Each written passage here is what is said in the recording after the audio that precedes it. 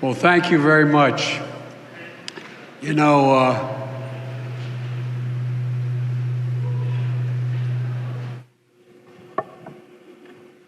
got it over here. Hey, folks, how are you? Don't jump. Don't jump. Today, I'm here to talk about one part of that vision, the economy that works for working people. This is a blue-collar, blue change we're seeing. And congratulations to Chuck Schumer, another, another term as Senate Minority Leader. I think this time you have a slightly bigger majority, Mr. Leader, and you're the majority leader. About that much bigger? I think it's outrageous. Why? They invested too little of that profit to increase domestic production. And when I talk to a couple of them, they say, we're afraid you're going to shut down all the oil wells, all the oil refineries anyway, so why should we invest in them? I said, we're going to need oil for at least another decade. And that's going to exceed and beyond that. We're going to need it. The Pentagon ordered this new object to be taken down over Alaska. The President ordered it. The President ordered it. So is it a fair takeaway then that the Pentagon regrets not taking down the first balloon before it crossed the entire U.S.? Well, I'm not going to speak for the Pentagon. I can tell you that the President doesn't regret the way that we handled the first balloon. First of all, apples and oranges here in terms of size. As I said, this was the size of a small car, and it was over 2. We knew for a fact that the PRC balloon that we shot down last week was in fact a surveillance asset and capable of surveillance over sensitive military sites, and that it had self-propulsion and maneuver capabilities. There's no indication that this one did. While this briefing's been underway, the National Archives has released some of the communications between the President's personal attorneys and the agency. One of them, dated on November 8th, has communication between Gary Stern, who was the general counsel of NARA, and Bob Bauer, the President's attorney, in which it references boxes in a Boston office. It says, Pat, this is to Pat Moore, who's the President's personal lawyer. Pat, we would like to pick up the boxes that are in your Boston office and move them to the JFK library.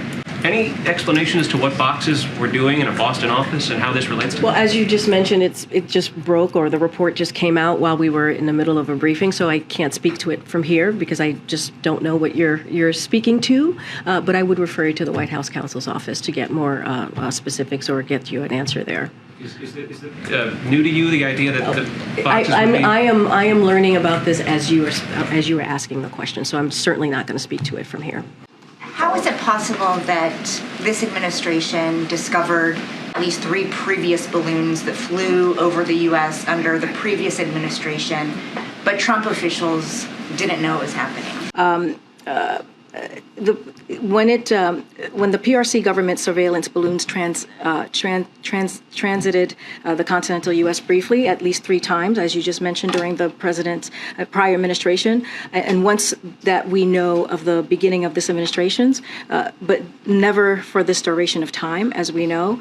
This information was discovered prior to the administration left, but the intelligence community, as I said, is prepared to give briefings to key officials. But this is something. Post. But this is something that they were not aware of. Congressman Ken Buck saying, if you see this CCP surveillance balloon scares you, wait until you hear about TikTok. Senator Michael Bennet had recently called on the CEOs of Apple and Google to remove TikTok from their devices, from their Google Play stores and Apple Play Store.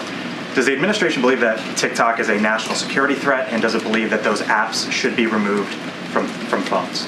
Look, we are focused on the challenges of certain countries, including China, seeking to leverage digital technologies and Americans' data in ways that present unacceptable national security risk. I'm just not going to get ahead of it. As we know, there's a review currently happening.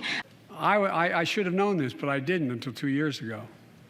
30 million workers have to sign non-compete agreements for the jobs they take. 30 million.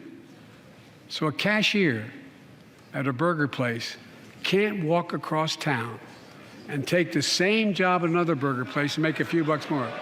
It just changed. But they just changed it because we exposed it. That was part of the deal, guys. Look it up.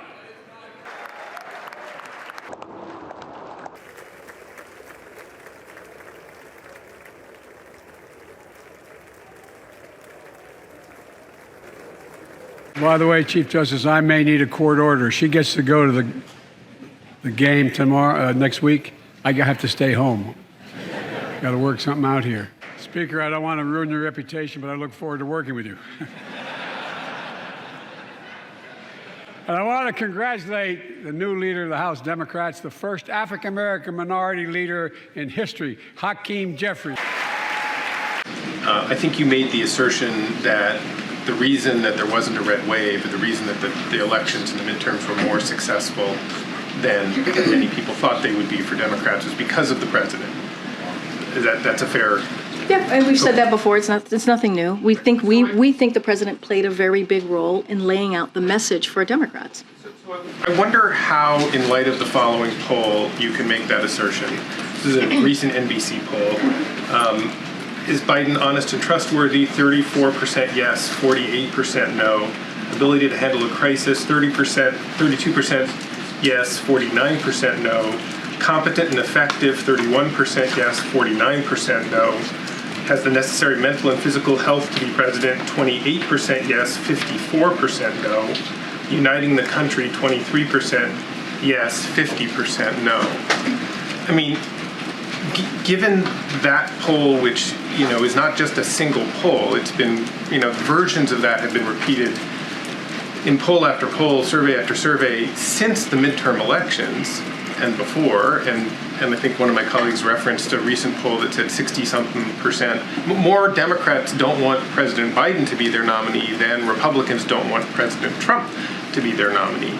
So given all of that, why are you so convinced that it was President Biden that caused the Democratic success in the midterms and not that the Democrats had success in spite of the president? Well, I'll say this, because if you look at what candidates, senators, and congressional members ran on, it was the successes that the president had. If you hear the message that was coming out of Democrats during the midterms, it was what we were able to deliver. So yes, so that's what they used, right? They used exactly what the president was able to do. And I guess, does it suggest then that maybe the Democrats who were talking about the president's agenda have been more successful at talking about the president's agenda than the president himself has been? And does that make it all the more important tomorrow and whenever the president rolls out his re-election campaign, if he does, but does it make it that much more important for the president to somehow find a way to communicate as effectively as I guess some of these other Democrats were? Because obviously, however he's communicating now isn't translating. So I'll say this: we understand, and it is true that the American people are feeling inflation. They're going to have some feelings about the economy right now. And so that is something that the president has always acknowledged and has said there's always more work to do. There's no easy answer there. I get where you're getting to, but this is an incredibly complicated time. What the president's going to focus on